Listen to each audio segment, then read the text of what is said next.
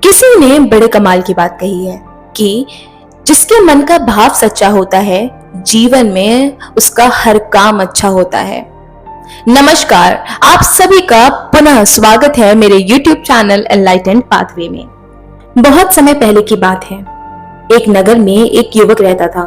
वो युवक बहुत ही शर्मीला था। जब भी उस युवक के सामने कोई आ खड़ा होता तो वो किसी से बात नहीं करता और शर्मा कर चुप हो जाता। यही नहीं, यहाँ तक जिसे वो जानता था, पहचानता था, उनसे भी बात करने में उस युवक को बहुत शर्म आती थी। वो सबसे बात करने में हिचकिचाता था। इस समस्या के कारण वो युवक खुद अपने आप में बहुत परेशान रहता था कि ऐसी क्या बात है, मुझ में ऐसी क्या दिक्कत है जो मैं लोगों से खुलकर अपने दिल की बात नहीं कह पाता। किसी भी बुरी आदत को रोका ना जाए तो वो अपनी चरम सीमा पर पहुंच जाती है। ऐसे ही समय बीतते बीतते उस युवक की ये शर्माने की आदत और भी ज्यादा बढ़ती गई और प्रगाढ़ होती गई। और अपनी इस बुरी आदत से वो युवक खुद भी निराश रहने लगा, चिंतित रहने लगा, परेशान रहने लगा और इसे समझ नहीं आ रहा था कि अपनी इस शर्माने की तकलीफ से और खुल के ना बोलने वाली आदत से कैसे निजात पाए, कैसे छुटकारा पाए। अब तो उसके घर वाले भी इस समस्या को लेकर चिंतित रहने लगे थे। वो सोचते थे कि भाई इस जमाने में, इस दुनिया में इसका काम कैसे चलेगा। जिस हिसाब से ये शर्मा रहा है, ये तो अपने दिल की बात खुलकर कहीं बोल ही नहीं पाएगा या फिर अपने हक की लड़ाई लड़ ही नहीं पाएगा। जब भी वो युवक कहीं भी काम के लिए जाता था तो उसके सीधेपन का लोग फायदा उठाते थे, क्योंकि लोगों को पता होता था कि इसके साथ कुछ भी गलत कर लो, ये तो बोल ही नहीं सकता, ये बोलता ही नहीं, अपने हक के लिए आवाज उठाता ही नहीं। और सब उसे परेशान करते थे, जिसके कारण वो कुछ कह भी नहीं पाता था। इन्हीं सब कारणों की वजह से उसका जो कॉन्फिडेंस था वो नीचे गिरता जा रहा था और उसका मन कहीं नहीं लगता था और उसने न जाने कितने कामों को कुछ दिन कर कर छोड़ दिया होता था। यूं तो उसके मन में विचारों के अंबार लगे हुए थे, लेकिन वो चाह के भी अपने विचारों को अपने घर वालों से व्यक्त नहीं कर पा रहा था और अंदर ही अंदर घुट रहा था। सारे विचार, सारी बातें उसके मन में ही कहीं मानो दबी हुई थी। जब वो छोटा बच्चा था तो लोग उसे बहुत पसंद करते थे, उसकी इस आदत को लोग बहुत सराहते थे। लेकिन अब यही आदतें उसकी परेशानियों का जड़ बन चुकी थी और वो युवक भी अपनी इस गलती के कारण बहुत परेशान रहने लगा। और वो युवक अपनी इस आदत से छुटकारा पाना चाहता था। वो युवक चाहता था कि वो अपने मन की बातों को लोगों को खुल के बता पाए, लेकिन वो अपने लाख प्रयत्न के बाद भी लोगों को अपने दिल की बात, अपनी परेशानियों को बता नहीं पाता था, व्यक्त नहीं कर पाता था, जाहिर नहीं कर पाता था। लेकिन जब भी कोई दूसरा उसके सामने आ खड़ा होता तो उसकी जुबान वहां मानो चलती ही नहीं। यहाँ तक कि अपने मित्र, अपने घर वाले, अपने दोस्त, करीबी रिश्तेदार, किसी से भी वो कुछ बोल ही नहीं पाता। मन में तो बहुत कुछ होता, लेकिन जब सामने कोई आता तो मानो उसकी जुबान कहीं जम सी गई हो। लेकिन अगर यदि कहीं गलती से वो किसी बात का जवाब दे दे तो लोग उसका मजाक बनाने लगते हैं। वो कहते कि अरे देखो, इस गुंगे के मुंह में भी जुबान आ गई। इसकी वजह से वो फिर से अपने आप को हीन समझने लगता। ये समस्या बढ़ती जा रही थी और इस समस्या के कारण उसके पिता अब चिंतित रहने लगे थे। उसके पिता चाहते थे कि उनका बेटा भी बाकी लड़कों की तरह अपने मन की बात दूसरों के सामने रख सके। लेकिन एक दिन जब उन्होंने अपने सुपुत्र को दूसरों के सामने शर्मिंदा होते हुए देखा तो उन्हें उस वक्त बहुत क्रोध आया और तो और वो अपने बेटे को वही सबके सामने खरी खोटी सुनाने लगे और उस लड़के को इतना डांट दिया, इतना डांटा, अत्यधिक क्रोधित हो गया और वहां से बिना कुछ कहे चुपचाप चला जाता है। अब शाम होने को आई थी और उनका बेटा अब तक घर लौटा नहीं था। इस कारण दोनों माता पिता बहुत चिंतित थे कि उनका बेटा कहाँ चला गया, क्रोध में कोई गलत कदम ना उठा ले। वो अपने बेटे को अपनी आंखों के सामने घर में देखना चाहते थे, लेकिन वो युवा लड़का तो भागते भागते एक पहाड़ की चोटी के नीचे जा पहुंचा और उस पहाड़ की चोटी से नीचे झांकते हुए वो कह रहा था कि हे ईश्वर, आपने मुझे ऐसा क्यों बनाया, मुझे मजाक का पात्र क्यों बनाया, मैंने ऐसा क्या किया था जो सब दुनिया, हर कोई मेरी इस मजबूरी को नहीं समझता, हर कोई मेरा ये मजाक बनाता है, इसमें मेरी क्या गलती थी। जब मैं इस दुनिया में अपने मन की बात रख नहीं सकता, जब मैं इस दुनिया में अपने दिल की बात किसी और से व्यक्त नहीं कर सकता तो मेरे इस जीवन में रहने का कोई फायदा ही नहीं। जब भी मैं किसी से कुछ कहने की कोशिश करता हूँ तो लोग मेरा मजाक बनाते हैं, मेरी हंसी उड़ाते हैं, यहाँ तक कि मुझे कितना उल्टा सीधा बोल के सामने से चले जाते हैं और मैं उनका जवाब नहीं दे पाता। ऐसा जीवन जी के मुझे क्या मिलेगा, इसलिए मैं अब तेरे पास आ रहा हूँ। वो कूदने ही जा रहा था, तब तक उसे पीछे से एक आवाज आती है कि बेटा, जान देना तो आसान है, लेकिन इस जान को वापस पाना बहुत मुश्किल।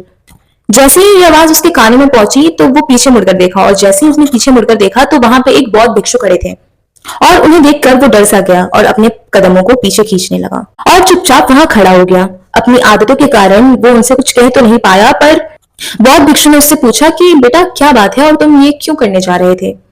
बेटा ये अनमोल जीवन बहुत कम लोगों को नसीब होता है और तुम्हें ये जीवन व्यर्थ लगता है। तभी वो युवक कहता है कि नहीं नहीं कुछ भी नहीं, मैं तो बस यहाँ से खड़े होकर नजारे देख रहा था, मैं अपने जीवन को खत्म करने नहीं जा रहा था। तभी वो बौद्ध भिक्षु कहते हैं कि बेटा मैं अच्छी तरह जानता हूँ कि तुम यहाँ क्या करने आए थे और तुम चाह कर भी मुझसे कुछ नहीं छुपा सकते।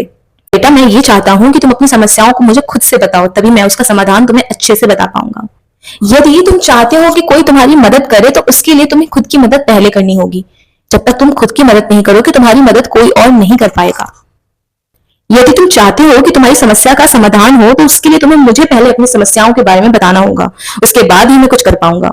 उन बौद्ध भिक्षु की बात सुनकर वो युवक कहता है कि नहीं नहीं मैं ठीक हूँ। और इस बात को सुनकर बौद्ध भिक्षु कहते हैं कि ठीक है बेटा, अगर तुम नहीं चाहते कि मैं तुम्हारी मदद करूं तो तुम्हारी मैं इस बात पर भरोसा कर लेता हूँ, विश्वास कर लेता हूँ, लेकिन तुम्हें भी मेरी एक बात पर विश्वास कर लेना चाहिए कि मैं तुम्हारी मदद के लिए ही यहाँ आया हूँ और तुम चाहो तो अपनी समस्या मुझसे बता सकते हो। इस पर वो युवक कहता है कि नहीं नहीं मैं ठीक हूँ, मैं बिल्कुल ठीक हूँ और आप यहाँ से जा सकते हैं, मुझे कोई परेशानी नहीं है। इतना सुनकर बौद्ध भिक्षु कहते हैं कि ठीक है बेटा, अगर तुम चाहते हो कि तुम्हारी समस्या के बारे में मुझे ना पता चले तो कोई बात नहीं, मैं चला जाता हूँ। लेकिन बेटा एक बात याद रखना, हो सकता है मेरे जाने के बाद मैं तुम्हारी मदद ना कर पाऊं और आगे कोई और भी मदद करने ना आ पाए। और इतना कहकर बौद्ध भिक्षु पीछे की ओर मुड़े और अपने मार्ग की ओर चलने लगे। जैसे ही वो बौद्ध भिक्षु कुछ दूर पहुंचे तभी उस युवक को पता नहीं क्या हुआ और उसने जोर से आवाज लगाई। कहता है कि हे गुरुदेव, मेरी समस्या बहुत बड़ी है, क्या आप मेरी परेशानी का समाधान दे सकेंगे, क्या उसको हल कर सकेंगे? ये सुनकर बौद्ध भिक्षु पीछे मुड़े और उस युवक से कहते हैं कि बेटा इस दुनिया में ऐसी कोई समस्या नहीं है जिसका समाधान नहीं है, और यदि तुम मुझे अपनी समस्या बताते हो तो मैं निश्चित ही उसका समाधान करूंगा। तभी वो बौद्ध भिक्षु को अपनी समस्या बताते हुए कहता है कि महाराज मैं बहुत शर्मिंदा हूँ और इस वजह से मैं अपने दिल की बात, अपने मन की बात औरों के सामने रख ही नहीं पाता, जिसकी वजह से मुझे बहुत सारी परेशानियों का सामना करना पड़ता है और यही मेरे जीवन की सबसे बड़ी समस्या है। मैं लोगों की तरह चालाक बनना चाहता हूँ, मैं लोगों की तरह अपने मन की बातों को दूसरों के सामने रखना चाहता हूँ, मैं इस दुनिया के साथ कदम से कदम मिलाकर आगे बढ़ना चाहता हूँ, क्या इसका कोई समाधान है? युवक की बात सुनकर बौद्ध भिक्षु कहते हैं कि बेटा तुम जरूरत से ज्यादा शर्मीले हो, इसका अर्थ ये है कि तुम्हारे अंदर कोई ऐसी बात है जो तुम पहचान नहीं पा रहे हो, जिस कारण तुम उस समस्या का समाधान भी नहीं ढूंढ पा रहे। शर्म और डर में बहुत बड़ा फासला है। जब हमें डर होता है तो हम किसी से कुछ कह नहीं पाते और हमें चारों ओर सिर्फ डर ही डर लगता है, लेकिन इसे शर्माना नहीं कहते। शर्म तो सिर्फ एक हद तक होती है, वो सिर्फ एक हद तक आपको चुप रख सकता है। तभी वो बौद्ध भिक्षु कहते हैं बेटा मुझे एक बात बताओ, तुम सबसे अधिक किससे शर्माते हो? तभी वो युवक कहता है गुरुवर मुझे अपने पिता से बात करने में बहुत शर्म आती है, मैं अपने पिता के सामने कुछ बोल ही नहीं पाता। इतना सुनते ही बौद्ध भिक्षु कहते हैं अच्छा तो एक बात बताओ, जब तुम अपने पिता से बात कर रहे होते हो या अपने पिता से बात करने के बारे में सोच रहे होते हो तो तुम्हारे जहन में कैसे ख्याल आते हैं? गुरुवर जब भी मैं अपने पिता से बात करने को सोच रहा होता हूँ तो मुझे ऐसा प्रतीत होता है कि मानो मेरी बात सुनते ही मेरे पिताजी अभी मुझे डांट देंगे, अभी मेरी बात को सुनकर मुझ पर क्रोध कर देंगे और मुझे बहुत खरी खोटी सुनाएंगे, और कहीं ना कहीं मुझे ये लगा रहता है कि हो मैं कुछ ना कुछ गलत ही बात करूंगा। यहाँ तक मेरे मन में ऐसे भी ख्याल आते हैं कि मेरे पिता मुझसे प्यार ही नहीं करते। गुरुवर आप ऐसा कह रहे हैं कि शर्म और डर में बहुत बड़ा अंतर है, तो कोई ऐसा रास्ता है जिससे मुझे डर ही ना लगे? कृपा करके मेरी इस समस्या का समाधान बताइए और मुझे अपने इस डर से बाहर निकलना है, औरों की तरह मुझे अपने जीवन को खुलकर जीना है। इस युवक की सारी बातें सुनकर वो बौद्ध भिक्षु कहते हैं कि जाओ और अपने पिता को कहो कि मुझे कुछ काम करना है और उनसे जाकर कुछ धन मांगो। यदि तुम उनसे धन मांगने में कामयाब रह गए तो मैं आगे की समस्या का समाधान जरूर बताऊंगा। वो युवक काफी घबरा गया और उसने गुरुवर से कहा कि हे गुरुवर मुझे ये काम मत दीजिए, मैं उनसे कुछ नहीं मांग पाऊंगा, मैं उनसे धन कैसे मांग सकता हूँ, उनके सामने तो मेरी बोलती बंद हो जाती है। इस बात को सुनकर बौद्ध भिक्षु से कहते हैं कि तब तो तुम्हारी समस्या का कोई भी समाधान है ही नहीं और ना ही तुम कभी अपने जीवन में खुलकर जी पाओगे। ये सुनकर वो युवक उस भिक्षु से कहता है कि गुरुवर आप ऐसा ना कहें, कृपा करके मुझे कोई और कार्य बताएं, कोई ऐसा कार्य जिसकी वजह से मेरे मन का डर पूरी तरह से समाप्त हो जाए। ये सुनकर बौद्ध भिक्षु कहते हैं कि बेटा, यदि अगर तुम्हें अपने अंदर का, अपने भीतर के डर को समाप्त करना है तो उसके लिए सर्वप्रथम तुम्हें मेरा ये कार्य करना पड़ेगा। वो युवक घबरा कर काफी देर सोच विचार करने के बाद उन गुरुवर से कहता है कि ठीक है गुरुवर, यदि आपकी यही इच्छा है तो मैं यही करूंगा। इतना कहकर वो युवक अपने घर वापस लौट जाता है। उसे घर पर देखकर उसके माता पिता बहुत प्रसन्न हो जाते हैं और वो युवक अपने पिता से डरते हुए कहता है कि पिताजी, मुझे आपसे कुछ बात करनी है। उसके पिता कहते हैं कि बोलो, क्या बात है। युवक आगे कहता है कि मैं कुछ काम करना चाहता हूँ और उसके लिए मुझे आपसे कुछ धन की आवश्यकता है। क्या आप मुझे कुछ धन दे सकते हैं? इतना सुनकर उसके पिता ने इस युवक को काफी देर गौर से देखा और उसके पिता इतनी सी बात पर खुशी से मानो झूम उठे हों और तुरंत ही बिना किसी देरी के उन्होंने कुछ धन अपने पुत्र के हाथों पर रख दिया और पूछते हैं कि बेटा, इतना धन काफी है या तुम्हें और चाहिए? इतना सुनकर वो युवक कहता है कि नहीं नहीं पिताजी, इतना काफी है। वो युवक इस धन को लेकर तुरंत दौड़ा दौड़ा उस बौद्ध भिक्षु के पास चला जाता है और जो धन उसने अपने हाथों में ले रखा था उसी धन को दिखाते हुए बौद्ध भिक्षु को कहता है कि गुरुवर, आपने जैसा कहा था मैंने वैसा ही किया। देखिए, मैं धन लेकर आपके पास आ चुका हूँ। मैंने अपने पिता से धन मांग लिया है। अब आप मुझे मेरी समस्या का समाधान बताइए। अरे, इतनी जल्दी क्या है? अभी तुम्हें मेरे लिए और काम करना है, ऐसा बौद्ध भिक्षु ने कहा। तभी मैं तुम्हारी समस्या का समाधान बता पाऊंगा और यदि तुम मेरे इस कार्य को नहीं पूरा कर सके तो मैं तुम्हारी समस्या का समाधान कभी नहीं बता पाऊंगा। तभी वो युवक कहता है कि हे गुरुवर, अभी तो मैंने आपको ये काम किया और आप मुझे तुरंत दूसरा काम करने को कह रहे हैं। तभी वो बौद्ध भिक्षु कहते हैं कि हाँ, तुम्हें मेरे लिए एक और काम करना ही होगा। वो युवक काफी देर सोच विचार करने के बाद दोबारा उस बौद्ध भिक्षु से कहता है कि अच्छा ठीक है, बताइए अगला कार्य क्या है। जाओ, ये जो धन तुम अपने पिता से मांग कर लाए हो, इसी धन को वापस अपने पिता को लौटा के आओ और साथ में ये भी कहना कि पिताजी, मैं अभी कार्य नहीं करना चाहता, लेकिन जब भी मैं कार्य शुरू करूंगा तो मैं ये धन आपसे दोबारा वापस ले ही लूंगा।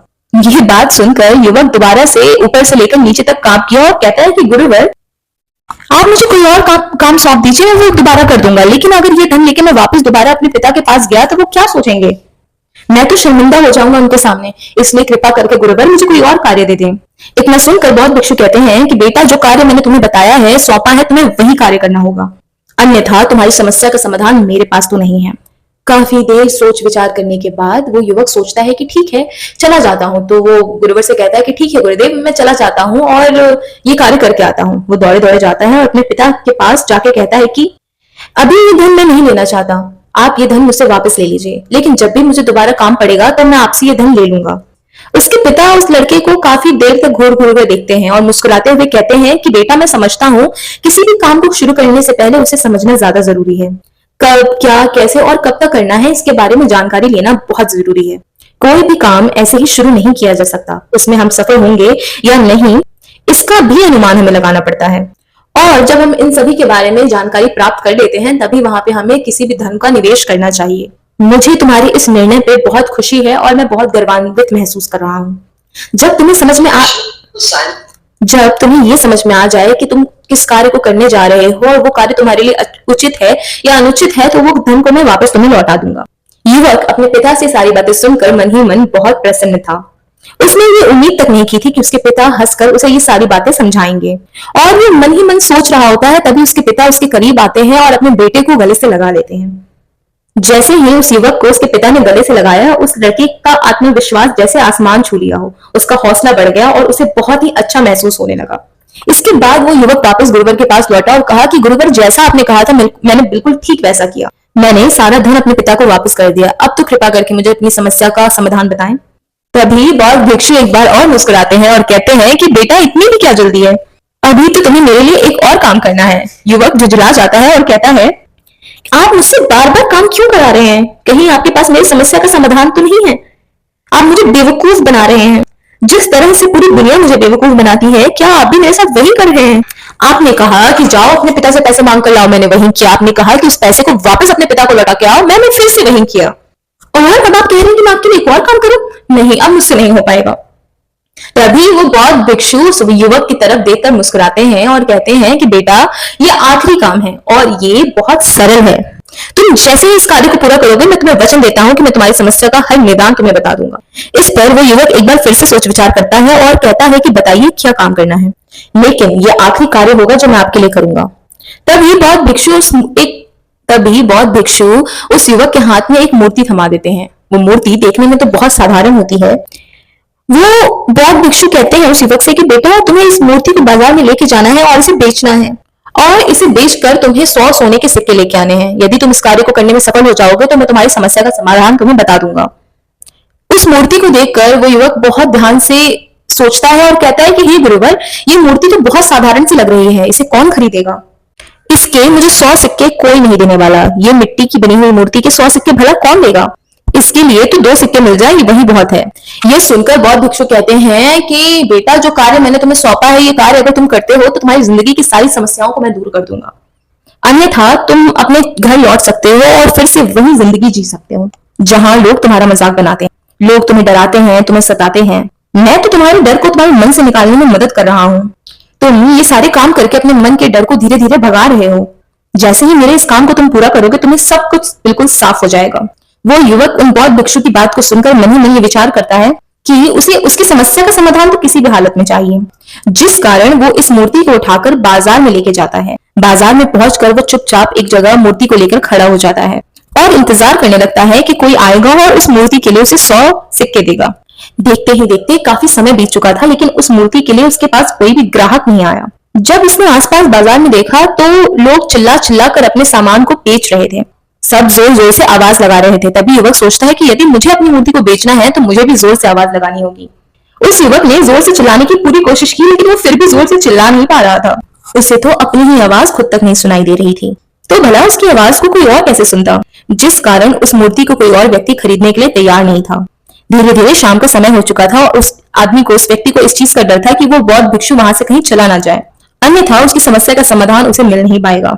ये सोचकर वो आदमी और जोर जोर से आवाज लगाने लगता है, 100 सोने के सिक्के में ये मूर्ति ले जाओ, 100 सोने के सिक्के में ये मूर्ति ले जाओ। उसकी बात सुनकर लोग उसके पास आने लगे और उससे सवाल करने लगे कि भाई इस मूर्ति में ऐसा क्या है जो तुम इस मूर्ति के लिए 100 सोने के सिक्के ले रहे हो? जरूर इसके अंदर कुछ ऐसा खास होगा जिसके लिए तुम इतनी ऊंची दाम लगा रहे हो। युवक काफी देर सोच विचार करता है और कहता है अपने ग्राहक को कि नहीं नहीं, मुझे इसके बारे में कुछ नहीं पता, मैं तो बस इस मूर्ति को बेचने आया हूँ। तभी ग्राहकों की भीड़ से एक आवाज आती है कि यदि ऐसी बात है तो इस मूर्ति को कोई नहीं खरीदेगा। यदि इसमें कोई ऐसी खास बात है ही नहीं तो उसको कौन ही खरीदेगा, वो भी 100 सिक्कों में। इसकी खासियत तो तुम्हें बतानी ही पड़ेगी। धीरे धीरे कई लोग आसपास के आए और सभी ने बस एक ही सवाल किया कि आखिर इस मूर्ति में ऐसा क्या खास है जिसके लिए तुम 100 सोने के सिक्के की मांग कर रहे हो। उस युवक ने सबको समझाने का प्रयत्न किया कि भाई मेरे को नहीं पता, बस तुम ये खरीद लो, लेकिन उसकी बात सुनने को कोई तैयार नहीं था। कोई भी उसकी मूर्ति को खरीदने के लिए तैयार नहीं था। वो युवक निराश हो गया और उसे समझ में नहीं आने लगा। तभी उसने बाजार में देखा कि लोग अपने सामान की खासियत बता रहे हैं उसे बेचने के लिए, कि खास खास बटन के बड़े बड़े लोगों ने अपने सामान की खासियत बता रहे हैं और उस सामान के बारे में खास खास चीजें, उसकी खूबियों को गिना रहे हैं। ये देखकर वो आदमी सोचता है कि मुझे भी अपनी मूर्ति की खासियत को बतानी होगी, तभी जाकर इसे कोई खरीदेगा। और इस बार वो नई तरकीब लेकर आता है और बाजार में चीखते हुए कहता है कि समस्या का समाधान मिल गया, समस्या का समाधान मिल गया। समस्या का समाधान ढूंढने वाली ये मूर्ति मेरे गुरु की इकलौती मूर्ति दुनिया में सिर्फ एक ही है। जिसके पास भी ये मूर्ति होगी उसके घर में कोई भी समस्या नहीं होगी। ये मूर्ति एक जादुई मूर्ति है जो आपकी हर समस्या का समाधान जरूर बताएगी। लोग उसके पास पहुंचने लगे और उससे ये सवाल करने लगे कि क्या सच में ये मूर्ति जिसके पास होगी उसके पास कोई समस्या नहीं होगी? क्या सच में ये मूर्ति सभी समस्याओं का समाधान करती है? ये सुनकर युवक कहता है कि हाँ, ये सभी समस्याओं का समाधान करने वाली मूर्ति है। यदि आप इसको घर पर ले जाएंगे और आपके साथ कोई समस्या होगी तो ये आपकी हर समस्या का समाधान बताएगी। चाहे कोई भी समस्या हो, कैसी भी परिस्थिति हो, कैसी भी समस्या हो, कोई भी परेशानी हो, आपको इसका समाधान जरूर मिलेगा इस मूर्ति के द्वारा। इतना सुनने के बाद उस मूर्ति को सब चाहने लगे। उस मूर्ति की डिमांड मार्केट में बढ़ गई। कोई 200 सोने के सिक्के देने लगा, कोई 400 सोने के सिक्के देने लगा, कोई 600 तो कोई 1000 सिक्के देने के लिए तैयार हो गया।